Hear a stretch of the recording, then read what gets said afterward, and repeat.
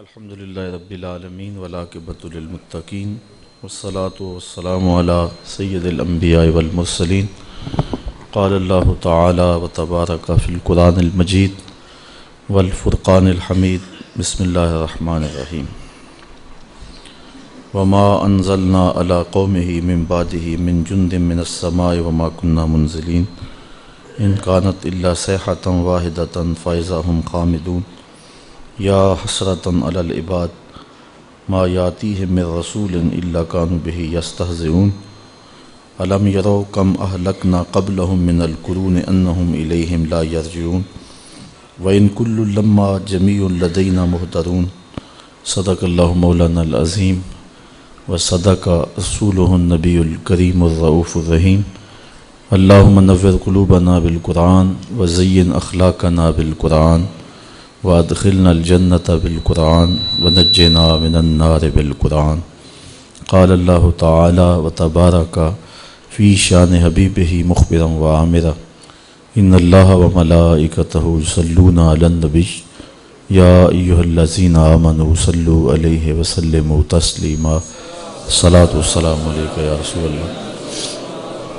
وعلی آلک واصحابک یا محبوب رب العالمین۔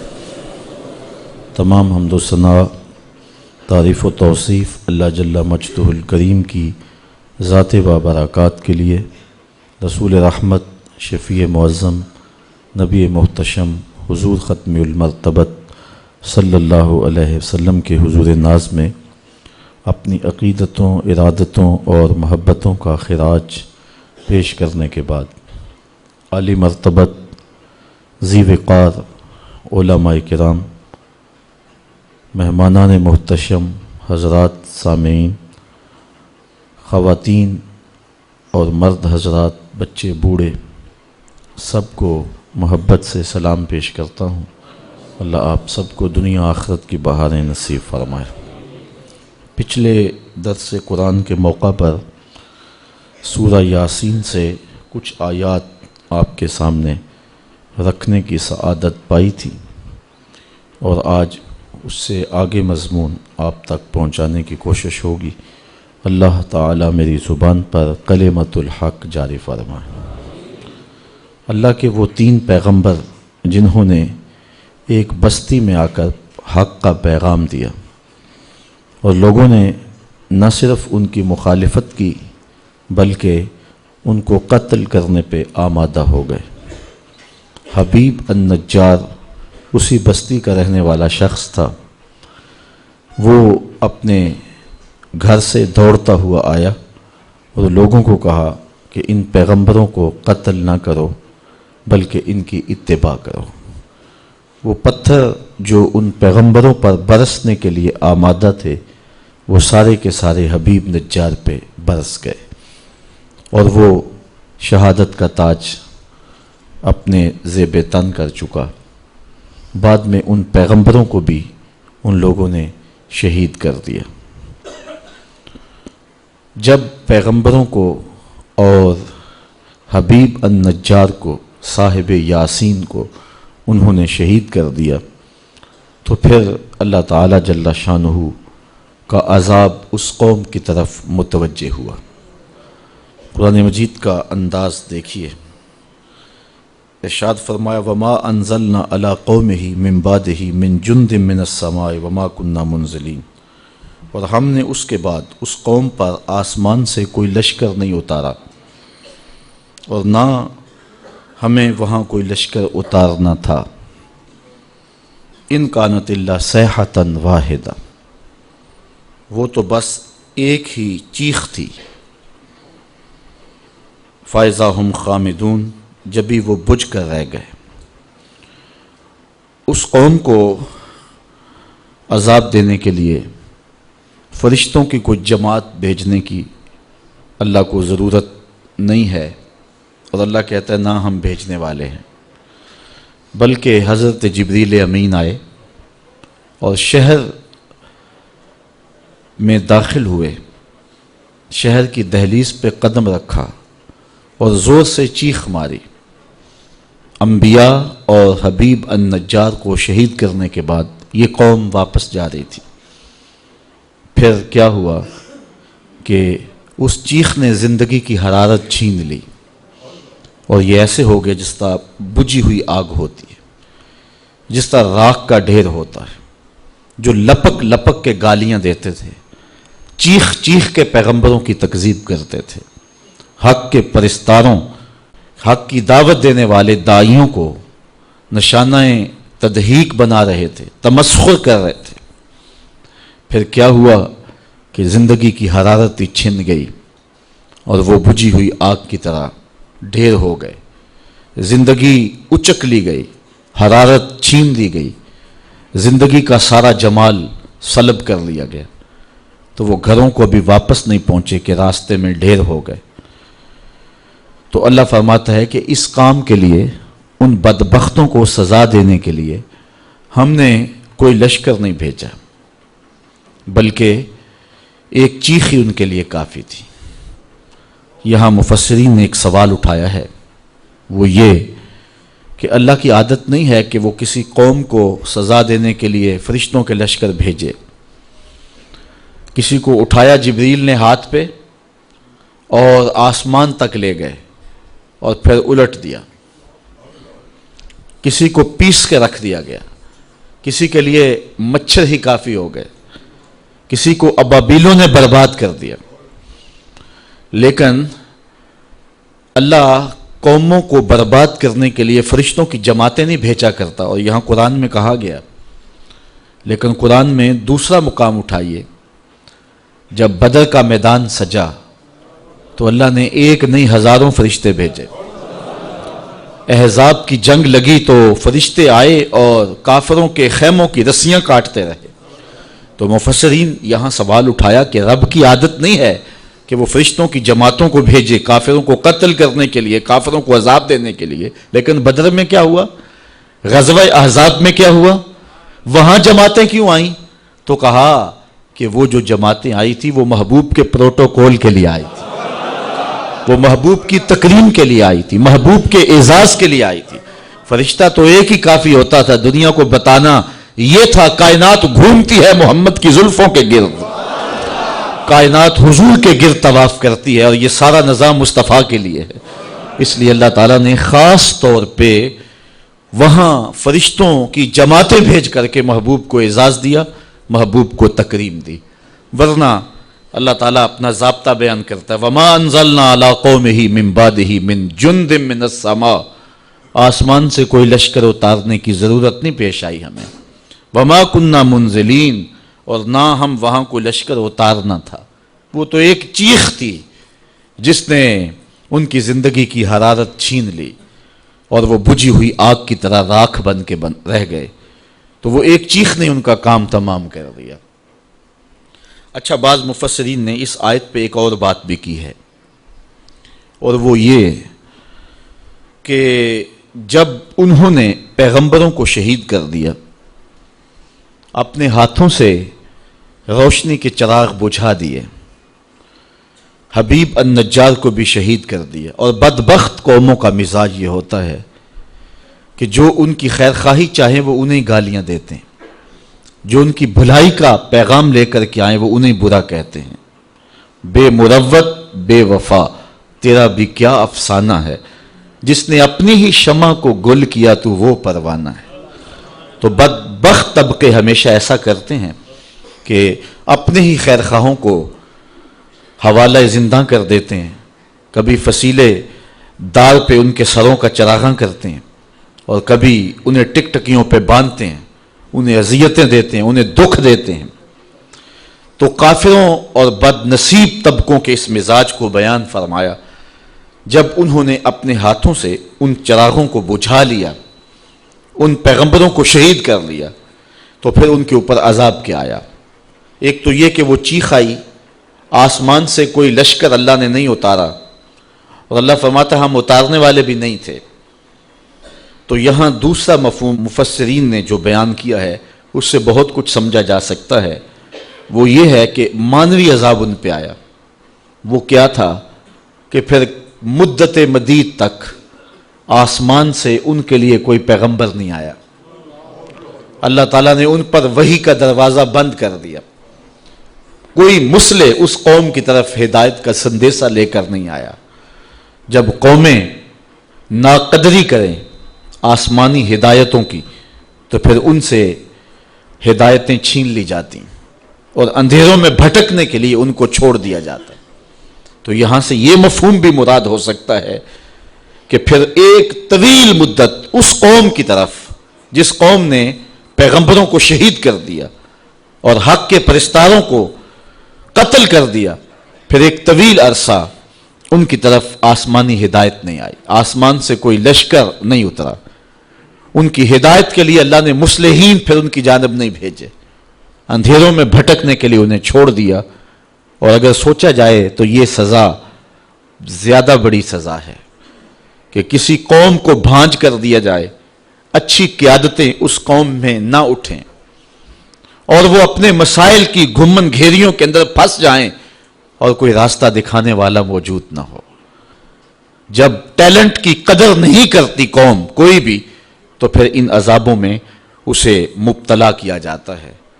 تھوڑی دیر کے لیے رک کر کے قرآن مجید کی اس آیت پہ تدبر کر لیں اور پاکستان کے عالم اسلام کے موجودہ حالات کی طرف نظر کریں تو بات سمجھ میں آتی ہے کہ ہم بھی کہیں اس پریشانی میں مبتلا تو نہیں ہیں کہ اچھے لوگ ناپید ہو گئے ہیں، صالح قیادتیں ہمارے اندر موجود نہیں رہی ہیں. جب سیاسی زعماء وائٹ ہاؤس کی چاکری سعادت مندی سمجھیں، جب علم اور دستاریں پلاٹوں کے بدلے بیچی جائیں اور جب ڈیزل کے ڈرم پہ اسلام کو فروخت کر دیا جائے اور جب آبروؤں کے سودے چند ڈالروں کے عوض کیے جائیں اور یہ قیادتوں کے لچھن ہوں تو قوموں کے لیے اس سے بڑی مصیبت اور کوئی نہیں ہو سکتی. تو جب قومیں اچھوں کی قدر نہیں کرتی تو پھر اس طرح کے لوگ مسلط کر دیے جاتے ہیں. آج ملک الیکشن کی جانب بڑھ رہا ہے اور ہم جن حالات میں ہیں امید کا چراغ بہرحال روشن رہنا چاہیے. اللہ تعالیٰ کے لیے کوئی مشکل نہیں ہے، وہ چاہے تو اٹھے سینہ صحرا سے حباب، بنجر زمینوں سے بھی پھول اگا سکتا ہے، اس بات پہ وہ قادر ہے. حالات کے پلٹتے ہوئے دیر بھی نہیں لگتی. لیکن اللہ تعالیٰ کی جو عادت ہے وہ یہ ہے کہ جب قومیں اپنے مزاج نہیں بدلتی، اپنی کرتوتیں ٹھیک نہیں کرتی تو اللہ ان پہ رحمت کی چھتڑیاں نہیں تانتا. اس وقت امیدوں کے چراغ ہم ضرور روشن رکھیں، لیکن مجھے تو حالات جس طرح اب ہیں ایسے ہی دکھائی دے رہے ہیں. حدیث میں ہے، حضرت عبداللہ ابن عباس سے مروی ہے کہ حکمرانوں کے دل اللہ کے دست قدرت میں ہیں. جب لوگ اچھے نہ رہیں تو اللہ ان کے دل لوگوں کے لیے سخت کر دیتا ہے، اور جب لوگ اچھے ہو جائیں تو اللہ ان کے دل لوگوں کے لیے نرم کر دیتا ہے. کسی نے حجاج بن یوسف سے کہا تھا کہ تو حضرت عمر کا دور حکومت دیکھا ہے، ان جیسا انداز حکمرانی کیوں اختیار نہیں کرتا. یہ وہ شخص ہے کہ حضرت حسن بصری نے کہا تھا کہ پچھلی امتوں کے لوگ اپنے سارے ظالم لے آئیں اور ایک پلڑے میں رکھ دیں، ہم حجاج بن یوسف کو ایک پلڑے میں رکھ دیں گے، اس کا پلڑا پھر بھی بھاری ہوگا. 70,000 شخص اس نے اپنے ہاتھ سے کاٹے ہیں، 90,000 لوگ اس کے حکم سے قتل ہوئے ہیں. تو کسی نے اسے کہا، جرأت کر دی، کہا کہ تو نے حضرت عمر کا زمانہ دیکھا ہے تو ان جیسا انداز حکمرانی کیوں نہیں کرتا. تو اس نے جواباً کہا تھا، تبازروا اتعمر لکم، تم ابو ذر غفاری جیسی رعایا بن جاؤ، میں عمر جیسا حکمران بن جاتا ہوں. مجھے کسی نے کہا کہ جاتے جاتے اتنے ارب روپے یہ لوگ جو ہیں وہ آخری دن لے گئے، حقیقت کیا ہے میری بحث اس پہ نہیں ہے، لیکن میں نے اس کا جواب یہ دیا کہ صاحب وہ تو اربوں روپے لے کے جا سکتے تھے، لے گئے.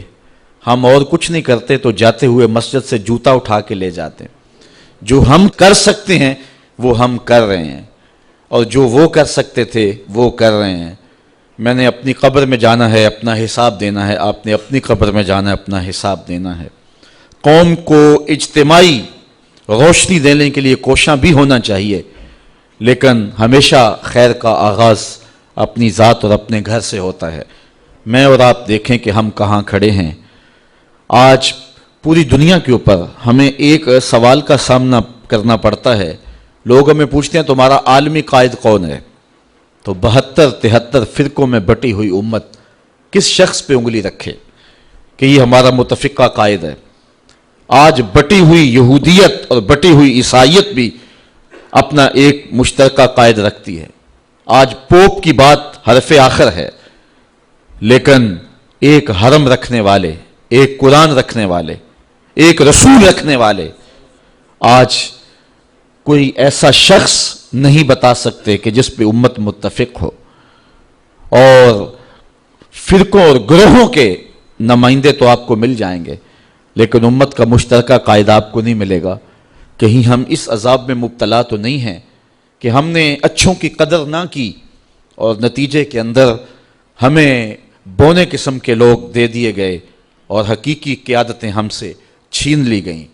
اور اگر ہم اپنی روش تبدیل نہیں کرتے ہیں تو یہ عذاب بڑھتا چلا جائے گا۔ نہ جانے کیا کیا مصیبتیں ہوں گی جو ہمیں دیکھنا پڑیں گی اور کن کن راہوں سے ہمیں گزرنا پڑے گا۔ جب قوموں کے یہ مزاج ہوتے ہیں تو پھر اللہ کا جو قانون ہے وہ حرکت میں ضرور آتا ہے۔ تو اس قوم نے ان پیغمبروں کی تصدیق نہیں کی، ان کے دست و بازو نہیں بنے، ان کے ساتھ نہیں چلے۔ پھر کیا ہوا؟ اللہ فرماتا ہے ہم نے آسمان سے کوئی لشکر نہیں اتارا اور نہ ہم اتارنے والے تھے، بلکہ وہ ایک چیخ تھی جس چیخ نے انہیں پیس کے رکھ دیا اور وہ بجھی ہوئی آگ کی طرح ہو گئے۔ یا حسرتاً علی العباد، اور کہا گیا ہائے افسوس ان بندوں پر، ہائے افسوس ان بندوں پر، ما یاتیہم من رسول الا کانوا بہ یستہزئون، جب ان کے پاس کوئی رسول آتا ہے تو یہ اس کا مذاق ہی اڑاتے ہیں، یہ اس کا ٹھٹھا ہی کرتے ہیں۔ یا حسرتاً علی العباد، یہ قول کس کا ہے؟ قرآن مجید نے جو یہ قول بیان کیا ہے، یہ قول کس نے کہا؟ تو ایک بات تو یہ کہ ماحول ہی بتا رہا تھا کہ جب پیغمبروں کو شہید کر لیا، حبیب نجار کو قتل کر دیا، اپنے ہاتھوں زندگیوں کے گلے گھونٹ دیے، خود اپنے منہ سے وہ چراغ جن کی روشنی میں کچھ سجھائی دے سکتا تھا خود بجھا بیٹھے، تو پھر اس شہر کی اینٹ اینٹ بولنے لگی یا حسرتاً علی العباد، افسوس ہے ان بندوں پر کہ جن سے روشنی لینی تھی ان چراغوں کو ہی بجھا دیا۔ اس ماحول کا ذرہ ذرہ بول رہا تھا یا حسرتاً علی العباد، بندوں پر کتنا افسوس ہے کہ وہ ہدایت کے چراغ خود بجھا رہے ہیں۔ اس شہر کی دیوار و در سے آواز آ رہی تھی یا حسرتاً علی العباد، ہائے افسوس ان بندوں پر کہ انہوں نے چراغ زندگی خود ہی بجھا دیے۔ ایک قول یہ ہے کہ اس کے قائل فرشتے ہیں کہ جب پیغمبروں کو شہید کر دیا، حضرت حبیب النجار کو شہید کر دیا، اور نہ صرف شہید کیا، ان کے بدن کی بوٹیاں نوچیں، آپ سن چکے ہیں، سر پہ آرا رکھ کے پاؤں تک چیر دیا، اور کس طرح اذیتوں سے دو چار کیا، پتھر برسائے، گڑھا کھود کے اس میں ڈال کر کے اوپر سے مٹیاں ڈھیل دی۔ تو پھر فرشتوں نے آ کے کہا یا حسرتاً علی العباد، افسوس ان بندوں پر۔ ایک قول یہ ہے کہ پیغمبروں نے کہا کہ افسوس بندوں پر کہ ہم ان کی ہدایت کے لیے آئے اور یہ ہمیں الٹا جو ہے وہ پتھر مار رہے ہیں۔ ایک قول یہ ہے کہ خود رب اس کا قائل ہے، کہ رب ہی کہہ رہا ہے، یہ حکایت نہیں کی جا رہی، یہ رب کا فرمان ہے، اس کا قائل خود رب ہے کہ افسوس بندوں پر کہ جب میں رسول بھیجتا ہوں ان کی ہدایت کے لیے تو یہ خود ان چراغوں کو بجھانے کے درپے ہو جاتے ہیں۔ اچھا، ایک قول یہ ہے کہ اس کے قائل خود کافر، یا حسرتاً علی العباد کے جو قائل ہیں وہ خود کافر ہیں، اور عباد سے مراد وہ رسول ہیں، یعنی کافروں نے کہا۔ پھر مفہوم تھوڑا سا اس کا اور ہو جائے گا کہ ان پیغمبروں کو جب شہید کر لیا تو پیغمبروں کی شہادت کوئی معمولی واقعہ تو نہیں تھا۔ پھر ضمیر ٹھوکریں مارنے لگا، اندر اداس ہو گئے روحیں اجڑ گئیں. جب چراغ روشن تھے اس وقت تو پتھر مار رہے تھے، لیکن جب پتھر مار کے چراغ توڑ دیے اب اندھیرا پھیلا، اب اپنا ہاتھ بھی سجھائی نہیں دے رہا تھا. تو اب کافر خود ہی افسوس کرنے لگے، ہائے کیا ظلم کر بیٹھے، نور کے ان مجسموں کو توڑ دیا، ہم نے چراغ زندگی بجھا دیے، جن کے وجود سے خوشبوئیں پھوٹتی تھیں ہم نے ان وجود سے اپنے آپ کو دور کر لیا. اب وہ خود ہی حسرت کر رہے ہیں، یا حسرتن علی العباد، ہائے افسوس کہ ہم نے کیا کر لیا. چونکہ ظالم ظلم کرنے کے بعد بھی جو ہے وہ مطمئن نہیں ہو سکتا ہے، اور جو مظلوم ہے وہ ظلم سہنے کے بعد بھی قرار میں رہتا ہے. اس بات کو سمجھنے کے لیے ایک معمولی سا مختصر سا شعر ہے، اور تھوڑے لفظوں میں سہل ممتنع ہے لیکن بڑا خوبصورت کسی نے کہہ دیا کہ لوٹ کر بھی کوئی بے چین رہا، لوٹ کر بھی کوئی بے چین رہا، اور لٹ کے بھی چین سے سویا کوئی. لوٹ کر بھی کوئی بے چین رہا، لٹ کے بھی چین سے سویا کوئی. یہ لٹے ہوئے تو جنت کے باغوں میں سیر کر رہے ہیں، جن کی ہڈیاں توڑی جا رہی ہیں حوریں ان کی ناز برداریاں کر رہی ہیں، اور یہ پتھر مارنے والے اب اداس پھر رہے ہیں، اب اندھیرے میں ٹھوکریں کھا رہے ہیں، اب یہ کہہ رہے ہیں یا حسرتن علی العباد.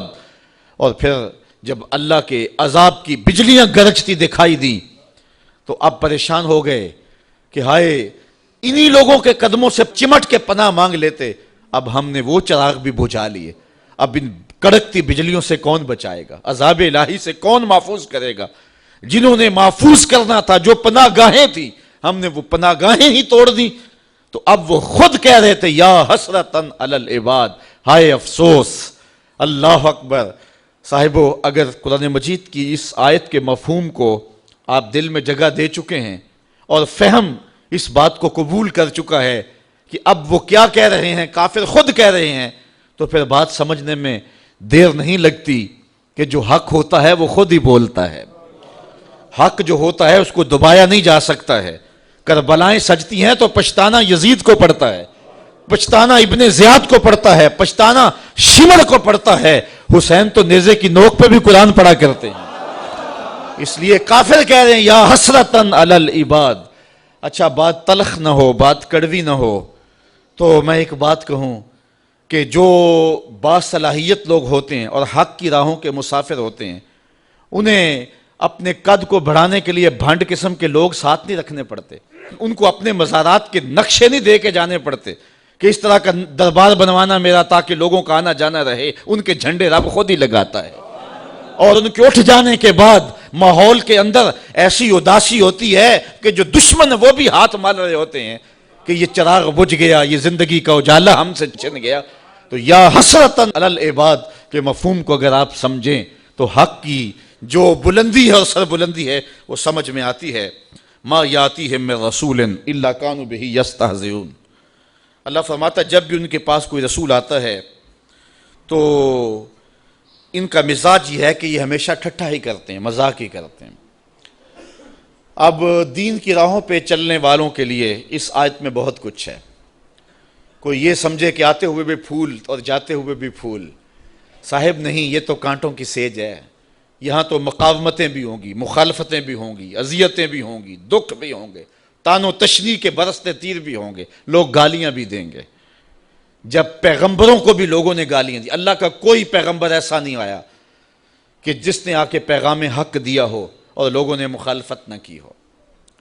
چونکہ جس کے مفادات پہ زد پڑے گی وہ مخالفت تو کرے گا، وہ مقاومت تو اٹھائے گا، وہ تانے تو دے گا، وہ ماحول سازی مخالفت میں تو کرے گا، وہ اپنی بدتمیزیوں کا اظہار کسی نہ کسی طریقے سے تو کرے گا. تو صاحب جب پیغمبروں کو بھی لوگوں نے معاف نہیں کیا ہے، جب پاک باز ہستیوں کو جو وحی کے اجالے لے کر کے آئے ان کو بھی گالیاں لوگوں نے دی ہے، تو آج اگر مبلغ راہ حق میں تکلیف سہتا ہے تو اسے ازردہ نہیں ہونا چاہیے، بلکہ اس بات پہ خوش ہونا چاہیے کہ میں بھی پیغمبروں کی سنت ادا کر رہا ہوں. مجھے بڑی اچھی بات آج بڑی دیر کے بعد یاد آئی. ایک زمانہ تھا جب درس قرآن کا نیا نیا آغاز ہوا تو لوگوں کا رجحان ہوا، تو ہماری بستی کی حالت تو خستہ ہی تھی، لیکن کچھ لوگ جب راغب ہوئے تو ایک صاحب نے ایک شوشہ چھوڑا اور اس نے کہا کہ اس شخص کے پاس جادو ہے اور جو جادو کر کے لوگوں کو اپنے قریب کر لیتا ہے. تو میرے ایک دوست تھے پیر بھائی، تو وہ بڑے ازردہ سے ہو گئے. اب تو برداشت کی سکت سب میں ہے، چونکہ روز جو ہو رہا ہے ہمارے خلاف، تو اب تو عادت بنتی جا رہی ہے، لیکن اس زمانے میں بڑا مشکل تھا. تو اس نے کہا جی فلاں نے آپ کو جادوگر کہا ہے. تو میں نے کہا اچھا، حضور کی یہ سنت بھی ادا ہو گئی، چونکہ حضور کو بھی جادوگر کہا گیا تھا. میرے ایک استاد ہیں، وہ مجھے ایک دن آ کے کہنے لگے کہ کچھ لوگ کہتے ہیں کہ رضا ثاقب کے پاس تسخیر قلوب کا وظیفہ ہے، اور وہ صبح فجر کے وقت جب سورج چڑھا ہوا ہوتا ہے تو سورج کی جانب منہ کر کے پڑھتا ہے، اور اس کے والد صاحب نے اسے بتایا ہوا ہے. تو اتنے لوگوں کا جو ہجوم ہے اس کے پاس، یہ اس وظیفے کی وجہ سے ہے. تو میں نے کہا استاد جی اگر آپ اجازت دیں تو اس مرتبہ مصطفی اجتماع میں وہ وظیفہ بتا ہی نہ دوں سب کو. تو میں نے ان کو کہا کہ میں اس مرتبہ بتاؤں گا. تو خیر مصطفی اجتماع کے اوپر جو کیفیت تھی تو بات ادھر نہ آ سکی اور میں وہ وظیفہ نہیں بتا سکا. تو چلو آج میں بتا دیتا ہوں. وہ وظیفہ یہ ہے کہ جس نے یہ بتایا ہے کہ فجر کے بعد پڑھتے ہیں، اس کو مغالطہ لگ گیا، میں فجر کے بعد نہیں پڑھتا. وہ وظیفہ شروع ہوتا ہے ظہر کے وقت اور ختم ہوتا ہے جا کے رات 2 بجے، اور وہ ایک جگہ بیٹھ کے نہیں پڑھنا پڑتا. وہ کبھی گجرانوالا، کبھی سیالکوٹ، کبھی راول پنڈی، کبھی ساہیوال، کبھی ہڑپے، کبھی کراچی، کبھی بیرون ملک، کبھی مسجد میں، کبھی ہال میں، کبھی گلی میں، کبھی بازار میں. اور وظیفہ پڑھنے کے بعد بس چپکے سے گھر لوٹ جاؤ. پھر کن انکھیوں سے نہ دیکھو کہ پیچھے کوئی خدمت کرنے والا آ رہا ہے یا نہیں آ رہا، اور پھر چپکے سے گھر چلے جاؤ، آرام سے سو جاؤ. 6 ماہ وظیفہ کر کے دیکھ لو، زمانہ تمہارے قدم بھی چومے گا. تو یہ آسان سا وظیفہ ہے، اس سے کرو، محنت کرو. یہ ہے تسخیر قلوب کا وظیفہ. تو حق کی راہوں پہ چلو گے تو لوگ کیا کچھ نہیں کہیں گے، گالیاں بھی ہوں گی، بلکہ اب تو گالی سے بات گولی تک جا پہنچی ہے. پہلے لوگ اپنے نظریے کو منوانے کے لیے دلائل دیتے تھے، پھر ممبر و محراب سے گالیاں شروع ہو گئیں، اور اب تو بات گولی تک پہنچی ہے، خود کش دھماکے تک پہنچ گئی ہے. میرے نظریے کو نہیں مانتے، میری فکر کو نہیں مانتے، تو میں خود کش دھماکے سے اڑا کے رکھ دوں گا تمہیں. عجیب رنگ ڈھنگ ہو گئے، عجیب صورتیں ہو گئی. تو ظاہر ہے جس کے مفاد پہ زد پڑے گی وہ مخالفت کرے گا. وہ کیا کسی نے کہا تھا کہ لوگ تو فنکار ہیں اس درجہ کے پل بھر میں، سنگے در کعبہ سے بھی اسنام تراشے. تم کون ہو اور کیا ہے داغ کبابی، لوگوں نے تو مریم پہ بھی الزام تراشے. لوگوں نے تو پیغمبروں پہ، پیغمبر زادیوں پہ، پیغمبر زادوں پہ اور پیغمبروں کے باپوں پر بھی تان و تشنیع کے تیر برسائے. آپ تاریخ نبیوں کی پڑھ کے دیکھ لیں تو مبلغین راہ حق میں دین کا پیغام لے کر چلنے والے، حالات کی تلخیوں اور سختیوں سے گھبرانا نہیں ہے. یہ سورہ یاسین ہمیں سبق دے رہی ہے. تم کس کھیت کی مولی ہو، یہاں تو پیغمبروں کو گالیاں دی جاتی رہی ہیں، یہاں تو پیغمبروں کی جو ہے وہ تدحیق کی جاتی رہی ہے. فرمایا ما یاتیہم من رسول الا کانوا بہ یستہزئون.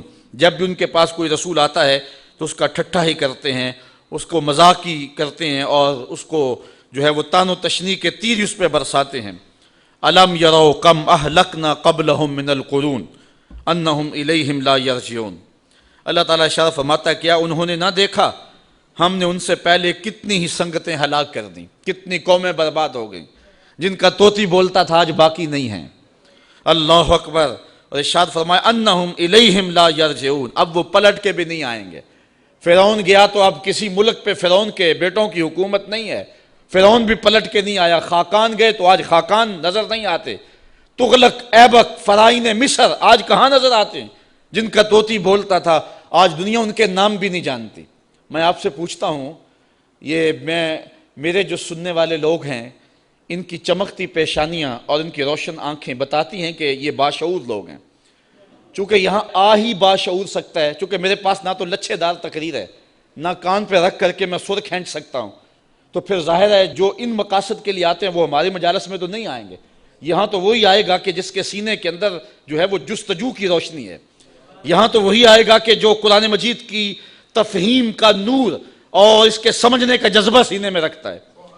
تو تاریخ کے قاری بھی ہوتے ہیں، اور علماء بھی، اہل دانش بھی، وکلاء بھی، ڈاکٹر بھی، اور پڑھے لکھے سنجیدہ متین لوگ بھی. لیکن اس کے باوجود میں اتنے اس مجمع میں جو کہ انتہائی سنجیدہ اور متین اور سمجھدار طبقہ ہے، اگر میں آپ سے پوچھوں کہ جب حضور تشریف لائے تھے تو اس زمانے میں جس شخص کا طوطی بولتا تھا، سلطنت روم کا شہنشاہ، اس دور کا اوباما کہہ لیں، اس کا نام کیا تھا؟ تو کوئی تاریخ کا تازہ مطالعہ رکھتا ہو تو شاید وہ نام بتا دے، لیکن باقیوں کو اس کا نام یاد نہیں ہوگا۔ حالانکہ اس دور کا سپرمین، اس دور کا اوباما، اچھا اس دور کے کسرا کا نام بتا دیں، اس دور کے ٹونی بلیر کا نام بتا دیں، تو شاید یہ بھی نام کوئی نہ بتا سکے۔ یار وہ جن کا طوطی بولتا تھا ان کے نام بھی یاد نہیں ہیں۔ اور آؤ کسی بچے سے بھی پوچھ لیں کہ حضور کے مؤذن کا نام کیا تھا، تو وہ سر اٹھا کے کہے گا کہ بلال حبشی۔ تو پھر حق ہی غالب ہوتا ہے، اور حق کے ہی پھریرے اور حق کے ہی اجالے ہوتے ہیں۔ اللہ فرماتا ہے وہ گئے، وہ جو جانے والے ہیں وہ تو پلٹ کے نہیں آئے ہیں۔ اللہ فرماتا ہے وہ کبھی نہیں آئیں گے، انہم الیہم لا یرجعون۔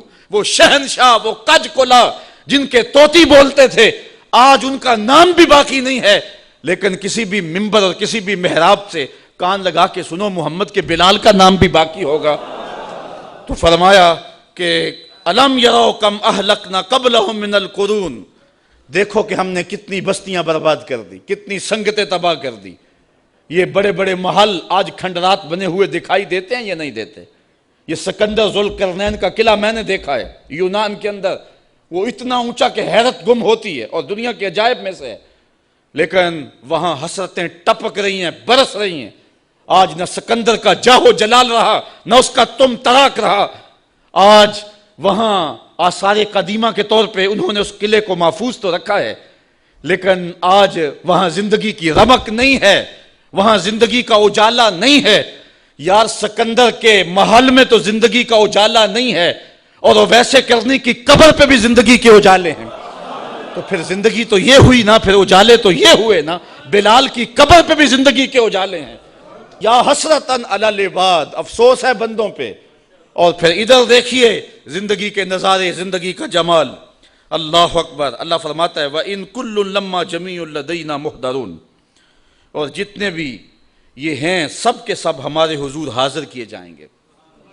یہ جنہوں نے پیغمبروں کو شہید کیا، حبیب نجار کو قتل کیا، اب اللہ کے عذاب کا کوڑا برسا، حضرت اسرائیل علیہ السلام، حضرت جبرائیل علیہ السلام نے آ کے ایک چیخ ماری اور وہ بجھ کے رہ گئے، تو کیا کام تمام ہو گیا؟ کام ختم ہو گیا؟ کہا نہیں، ایسا نہیں ہوگا۔ پھر تو کام ختم ہو گیا کہ وہ بھی مر گئے، ایک چیخ سے برباد ہو گئے۔ سزا کیا صحیح انہوں نے، اگرچہ بہت بڑی سزا ہے، لیکن اللہ فرماتا ہے نہیں، یہ ایک عارضی سزا ہے، ابھی ایک بڑا میدان لگنے والا ہے، ترازو نصب ہوں گے، ایک میدان سجنے والا ہے، کل قیامت کا دن ہوگا۔ وَإِن كُلٌّ لَمَّا جَمِيعٌ لَدَيْنَا مُحْضَرُونَ، پھر وہ پیغمبر بھی لائے جائیں گے، حبیب نجار بھی کھڑا ہوگا، پا بجولاں یہ بھی لائے جائیں گے، اور پھر رب کا دربار ہوگا، ان کے ہاتھوں میں زنجیریں اور پاؤں میں بیڑیاں، اور ادھر حبیب نجار کے سر پہ عزتوں کا تاج، ان پیغمبروں کے سروں کے اوپر نورانی تاج اور بدن پہ نوری حلے، اور پھر ان کے عمل بھی لائے جائیں گے، ان کی تبلیغ کا بھی وزن کیا جائے گا۔ او گالیاں دینے والوں، یہ دیکھو تمہاری گالیاں اور ان کا وزن، اور پھر اس کی سزا جہنم، اور میٹھے بول بولنے والے پیغمبروں کی بولی بھی سنو، اور اس کی جو جزا ہے میرے رب نے رکھی ہے ذرا اس کو بھی دیکھو، تو پھر وہ کیا منظر ہوگا اور کیا رنگ ہوگا اور کیا جمال ہوگا۔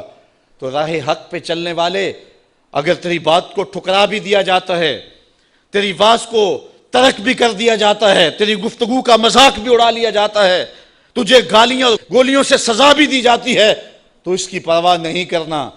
آج اگر بدن کٹ جائے، آج اگر تو تماشا بن جائے، آج لوگ تجھے گالیاں دے، آج تیرے دامن کی دھجیاں بکھیر دی جائیں، آج تجھے جو ہے وہ تان و تشنیع کے تیر برسائے جائیں، آج الزام تراشیاں کی جائیں، آج تیری عزت آبرو اچھالنے کی کوشش کی جائے، لیکن گھبرانا نہیں ہے، یہ تو 4 دن کی زندگی ہے، وہ میدان لگے گا، گالیاں والے بھی آئیں گے، محمد کی بولی بولنے والے بھی آئیں گے، اور ترازو گاڑا ہوگا رب میں، پھر وزن کیا جائے گا، پھر پتا چلے گا نا کہ قرآن کی بولی دینے والے کی آواز کا وزن کتنا نکلا ہے۔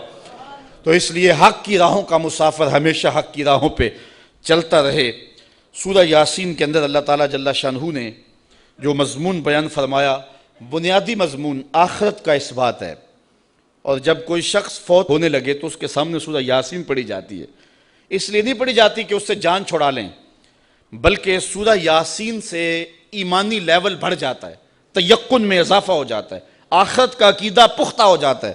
اس لیے حکم دیا گیا کہ اس کے سامنے سورہ یاسین پڑھو کہ جب رب کے حضور پیش ہو رہا ہو تو اس کے عقیدے میں پختگیاں پیدا ہو جائیں اور معاد اور آخرت کا یقین پختہ تر ہو جائے۔ تو یہ 2 رکوع ختم ہوئے، اگلے جو 3 رکوع ہیں ان میں معاد کا اثبات کیا گیا ہے، اور اللہ تعالیٰ نے آفاق اور انفس کے اندر پھیلے ہوئے دلائل کے ساتھ حضرت انسان کو بتایا ہے کہ تو رب کو کیسے بھول سکتا ہے، کیسے اس کا انکار کرتا ہے۔ تیرے وجود میں بھی دلیلیں ہیں، اگنے والے سورج میں بھی دلیلیں ہیں، اور زمین کا کلیجہ چیر کے نکلنے والے سبزے میں بھی دلیلیں ہیں، پھول کی پتی کے رنگوں میں بھی دلیل ہے، اس کے اوپر پڑی ہوئی شبنم کے قطرے میں بھی دلیل ہے، اور پھر اس کے اوپر جو بیٹھی ہوئی محبت اور پیار کا اظہار کرتی ہوئی تتلی ہے، اس کے پروں کے اندر رنگوں کی جو مینا کاری ہے، اس میں بھی رب کی دلیل ہے۔ پھر بلبل کے لہجے میں بھی دلیل ہے، کوئل کی آواز میں بھی دلیل ہے، پپیہے کی صدا میں بھی، برستے بارش میں، جھومتی ندیوں میں، بہتے پانی میں، اور ساون کے موسم کی رم جم میں یہ دلیلیں ہیں۔ اگر تو آنکھ کھولے تو رب کا انکار نہیں کر سکتا۔ آجا پلٹ کے محمد عربی تجھے باہوں میں لینے کے لیے منتظر کھڑے ہیں، اور تو ایمان کی بہاریں اور ایمان کے اجالے پر۔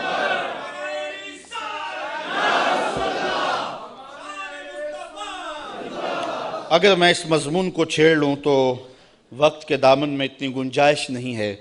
اللہ آپ کو جزا دے، دنیا دین کی بہاریں ہم سب کا مقسوم فرمائے۔ آفاق کے ہر ہر گوشے میں قرآن سنا کر دم لینا، اب رکنا نہیں، اب تھمنا نہیں، فردوس میں جا کر دم لینا، آفاق کے ہر ہر گوشے میں قرآن سنا کر دم لینا، اب رکنا نہیں، اب تھمنا نہیں۔ بسم اللہ الرحمن الرحیم۔ ہم جہد و عظیمت کے راہی، ہم جہد و عظیمت کے راہی، منزل پہ جا کر دم لیں گے، میدان عمل میں نکلے ہیں، میدان عمل میں نکلے ہیں، باطل کو مٹا کر دم لیں گے، ہم جہد و عظیمت کے راہی، منزل پہ جا کر دم لیں گے، آفاق کے ہر ہر گوشے میں، آفاق کے ہر ہر گوشے میں قرآن سنا کر دم لیں گے، اب رکنا نہیں، اب تھمنا نہیں، اب رکنا نہیں، اب تھمنا نہیں، فردوس میں جا کر دم لیں گے، ہم جہد و عظیمت کے راہی، منزل پہ جا کر دم لیں گے، میدان عمل میں نکلے ہیں، باطل کو مٹا کر دم لیں گے۔ اس دارالعلوم کی ایک ایک اینٹ میں پیار بھرا ہوا ہے، درد بھرا ہوا ہے، تو اس کے لیے دعا گو رہیں، اپنے تعاون سے بھی نوازتے رہیں۔ اللہ کی توفیق سے یہ ایک مرحلہ تقریباً تکمیل کے قریب ہے۔ ہم نے چاہا یہ تھا کہ 3.5 لاکھ روپے کا ایک ستون بما اوپر والا چھت اور فرشی لینٹر جو پڑا ہے، یہ 3.5 لاکھ روپے کا ایک بنتا ہے، تو اگر ہمیں 99 لوگ مل جائیں تو یہ سارا مکمل ہو جائے، لیکن 47 لوگ ہمیں مل سکے، چونکہ 3.5 لاکھ روپے ہم نعت خواں کو دے لیتے ہیں، مدرسے کو دینا ہمارے لیے مشکل ہے، ہمارا مزاج ایسا بنا ہوا ہے۔ تو پورے ملک کے اندر اتنے لوگ ملے، اللہ ان کے رزق میں بے پناہ برکتیں عطا فرمائے۔ باقی جن لوگوں نے انفرادی طور پہ کوشش کی، 2، 5، 7، 8، 10، 20 ہزار جتنی توفیق کوئی شامل ہوئے، تو یہ اتنا کام مکمل ہوا، اور یہ تھوڑا سا حصہ ہم نے یہ کچھ قرض لے کر کے ڈالا ہے، اور آگے والا حصہ بھی ہم نے جو ہے وہ تعمیر کرنا ہے۔ جب اوپر والی چھت کا مرحلہ پہنچے گا تو ایک ستون بما چھت کے صرف 2 لاکھ روپے تک جو ہے وہ ممکن ہوگا۔ احباب اگر اس حوالے سے جو ہے وہ تعاون فرمائیں۔ جامعۃ المصطفیٰ کے جو ماہانہ اخراجات ہیں اس سلسلے کے اندر باہر سے معاونت فارم اگر وصول کر لیں، ایک بچے کا اوسط خرچہ تقریباً 1200 سے 1500 روپے تک ہے۔ اگر ایک بچے کا خرچہ اپنے ذمے لے لیں، ہمارا نمائندہ ہر مہینے وصول کر لے گا، تو یہ ایک تعاون کی صورت ہوگی۔ بہرحال جس طرح جس سے بن پڑے، اپنے مرحومین کے اصالِ ثواب کے لیے، اس کی تعمیر کے لیے آپ نے کوشاں رہنا ہے۔ جس نے ایک پائی بھی اس جامعہ کے لیے خرچ کی، اے اللہ اس کو جزائے جزیل دے۔ جس نے گزرتے ہوئے پیار کی نظر سے دیکھ بھی لیا، اس کو بھی جزائے جزیل